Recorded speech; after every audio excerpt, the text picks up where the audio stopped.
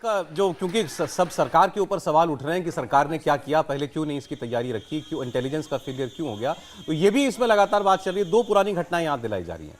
कहा जा रहा है कि जब जाट आंदोलन हुआ था उस वक्त यही खट्टर साहब ही मुख्यमंत्री थे, हिंसा हुई थी, किस तरीके से डील किया था आपने? पुलिस को पूरी छूट दे रखी थी आपने। जब राम रहीम का मामला हुआ था पंचकुला के अंदर, कोर्ट में पेशी के लिए आ रहा था वो, उसके समर्थक जो है सड़कों पर दंगा करने लग गए थे, पुलिस ने गोली चलाई थी खुल करके। लगभग 5 दर्जन लोग जो हैं उनकी मौत हुई थी इन दोनों प्रकरणों के अंदर। तो ये भी सवाल पूछ रहे हैं, जब सख्ती आप पूर्व में दिखा चुके हैं तो इस बार क्यों नहीं दिखा रहे?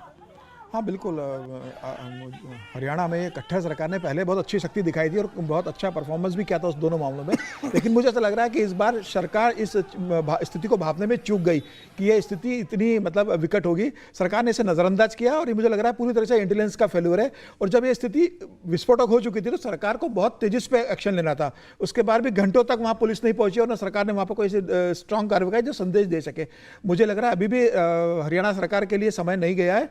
अब उन्हें जिस एरिया से इस तरीके से हथियार, गोला बारूद और पूरा संगठित एक अपराध वहां पर पनप चुका है, तो वहां पर मुझे लग रहा है घर घर की तलाशी लेना चाहिए, सेंट्रल एजेंसीज को भेजना चाहिए, पुलिस को घर घर की तलाशी लेके सारे अलाला और जो हथियार है वो वहां से जब्त कर लेना चाहिए। जी अच्छा, ये हम नूह की बात तो लगातार कर रहे हैं। आज एक और बड़ी खबर है, वो खबर आई है आज मुंबई से। बॉलीवुड की एक बड़ी हस्ती जिसने खुदकुशी कर ली, उस पर ही बात करनी चाहिए। बॉलीवुड इस खुदकुशी के बाद से, इस दुर्घटना के बाद से सदमे में है। मशहूर आर्ट डायरेक्टर हैं नितिन देसाई, उन्होंने फांसी लगाकर अपनी जान दे दी। रायगढ़ जिले में करजत के नजदीक खालापुर में अपने स्टूडियो में उनका शव जो है पंखे से लटकता हुआ मिला। नितिन देसाई का यहाँ पर एनडी स्टूडियोज नाम से जो है उनका दफ्तर था, यहाँ वो फिल्मों की और सीरियल्स की शूटिंग किया करते थे। नितिन देसाई को बहुत से लोग आप नाम से पहचानते होंगे, बॉलीवुड की बहुत बड़ी बड़ी लगान और तमाम इस तरीके की जो हाई बजट फिल्में थीं, सुपरहिट फिल्में थीं, इनके आर्ट डायरेक्टर थे।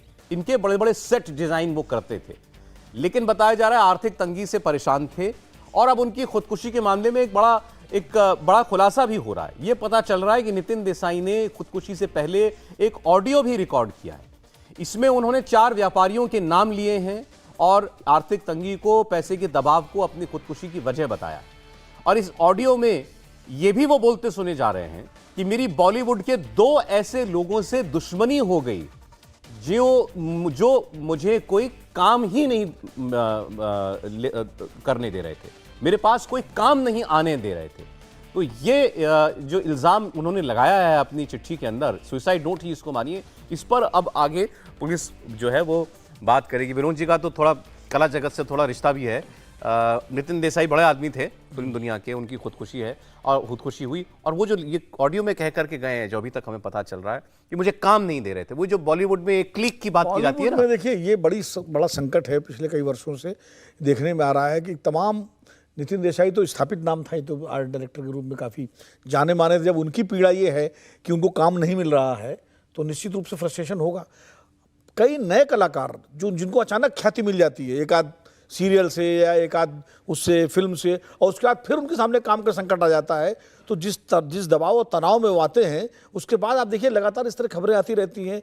अब वो एक लड़की थी जो सीरियल में थी, क्या सास भी कभी, वो क्या सीरियल था ना, बालिका वधू, उसमें आनंदी जो बनी थी लड़की, वो एकदम से उसको इतनी ख्याति मिल गई, बाद में उसको काम का संकट हो गया, फिर उसने सुसाइड कर लिया।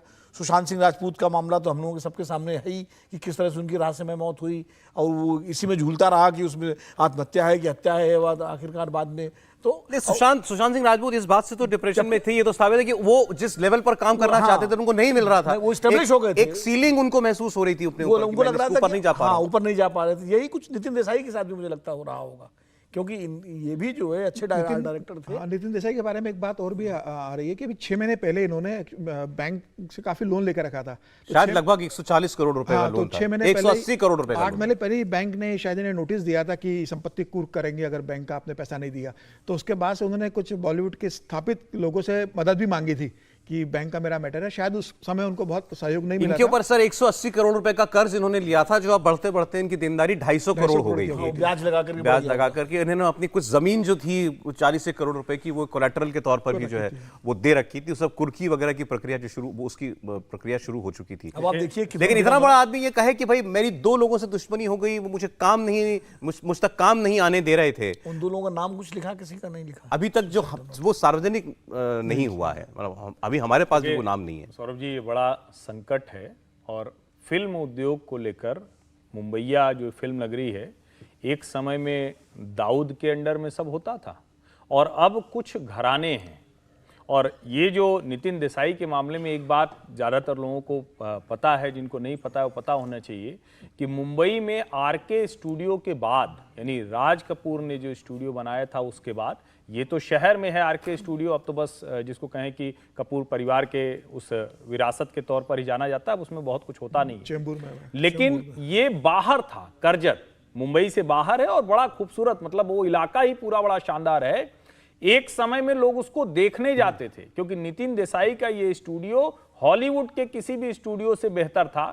पहला, भारत का पहला स्टूडियो ये था जिसमें अलग अलग थीम पर इसको तैयार किया गया था। मुझे लगता है कि शायद उनको जो उनका अनुमान रहा होगा कि इस स्टूडियो में जिस तरह की फिल्में बनेंगी उससे जो हमारी कमाई होगी, शायद वो सब हो नहीं पाया। मतलब ये मेरा अनुमान है, मैं जानता नहीं हूं, क्योंकि इनका जो कर्ज बता रहे हैं वो बहुत बड़ा स्टूडियो है, वो अपने आप में कमाल का स्टूडियो है। और उसके बारे में डिटेल्स जब हम लोगों ने, जब वो बना था, पढ़ी थी। सर 52 एकड़ में है स्टूडियो, निश्चित तौर पर, और वो खूबसूरत, बहुत जगह भी बड़ी खूबसूरत है।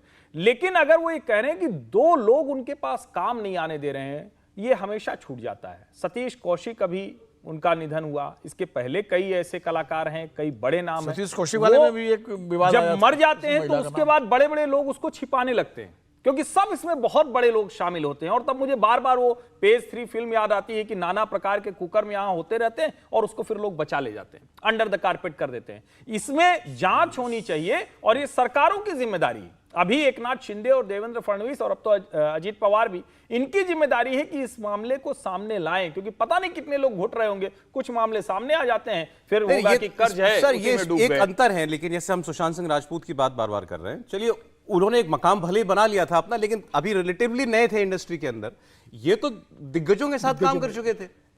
ये तो हुज हु जो होते हैं इंडस्ट्री के, उनके लिए काम करते थे। और नितिन देसाई का सिर्फ स्टूडियो ही नहीं, देश भर में कहीं अगर कोई बड़े कार्यक्रम के लिए इवेंट के तौर पे बड़ा स्टूडियो बनाना है तो एक नाम याद आता था, तो वो नितिन देसाई थे।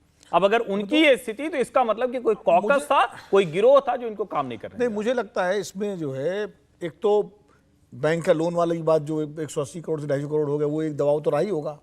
और काम जहां तक मिलने की बात है कि जो उन्होंने 2 लोगों की तरफ इशारा किया, कौन 2 लोग हैं पता नहीं, तो पुलिस जब जांच में सामने आएगा। मुझे लगता है कि बॉलीवुड में जिस तरह की गुटबंदी है, जिस तरह की गुटबाजी है, जिस तरह के वहाँ वेस्टेड इंटरेस्ट हैं, पूंजी कौन लगा रहा है, अभी तक कोई ऐसी व्यवस्था सरकारों ने नहीं की है कि फिल्म फाइनेंसिंग के लिए कोई मुकम्मल एक व्यवस्था हो। वो नहीं है। वो तमाम तिकड़मताल करके इधर से उधर से लोग पैसा, Bharat Shah one man show थे। भरत शाह का वन मैन शो था। दाऊद का भी उदाहरण नाम लिया, उनका वो दाऊद का पैसा लगता था, छोटा राजन का पैसा लगता था। ये सब सारे किस्से हम लोग सुन चुके हैं। अब मुझे लगता है कि नितिन देसाई के मौत के से जो है, जो ये चीज सच सामने आ रहा है कि अगर आप बॉलीवुड में स्थापित भी हो गए हैं, आप दिग्गज भी हैं, और फिर भी अगर आप के ऊपर इस तरह का दबाव है, कंगना रनौत की बात याद आ रही है, उन्होंने बड़ा खुलकर के कहा था। सौरभ जी, दूसरा क्या है, कोरोना के बाद से फिल्म इंडस्ट्री की स्थिति बहुत खराब है। बॉलीवुड की स्थिति बहुत खराब हो गई। तो जो बड़े प्रोजेक्ट्स में बड़ा पैसा लगता था वो लगना बंद हो गया। तो नितिन देसाई ने जिस हिसाब से अपना स्टूडियो बनाया था, जिस हिसाब से उनको जरूरत थी बड़े प्रोजेक्ट्स की, मुझे लग रहा है बड़े प्रोड्यूसर डायरेक्टर्स ने वो अपने प्रोजेक्ट्स पीछे खींच लिए थे, कुछ सालों के लिए डिले कर दिए थे। तो पैसों का जो फ्लो उनका प्लान था कि मुझे आएगा, वो कोरोना काल में नहीं आ पाया। उसके बाद से भी फिल्म इंडस्ट्री एक पटरी पे नहीं आ पाई। तो इन सब कारणों से उनके ऊपर कर्ज बढ़ता चला गया। शुरू हुआ था नोटबंदी से, नोटबंदी फिर कोरोना, दोनों लगातार फिल्म इंडस्ट्री में इतना बड़ी मार पड़ी उसकी कि उसके बाद बड़े प्रोजेक्ट के लिए पैसा नहीं मिल रहा। दूसरा, जो एक बीच के लेवल के लोग थे जो पैसा लगाते थे, एक तो फिल्में आती हैं 100, 200, 250, 300 करोड़ वाली, जो बड़े बजट वाली, दूसरी होती है जो 25 करोड़, 50 करोड़ वाली। तो 50 करोड़ वाले लोग भी जो है बहुत कम हो गए, क्योंकि वो पैसा जो है जो लगाते थे, गुजरात के व्यापारी लगाते थे, महाराष्ट्र के लगाते थे, वो बीच वाले लगाते थे। तो नोटबंदी और कोरोना और इसके चक्कर में उनके धंधे चौपट हुए तो वो पैसा लगना बंद हो गया। तो ये एक क्राइसिस पूरी फिल्म इंडस्ट्री झेल रही है। इंडिया टीवी हर वक्त हर जगह डाउनलोड करने के लिए सर्च करें India TV news Google play store या ऐप स्टोर पर।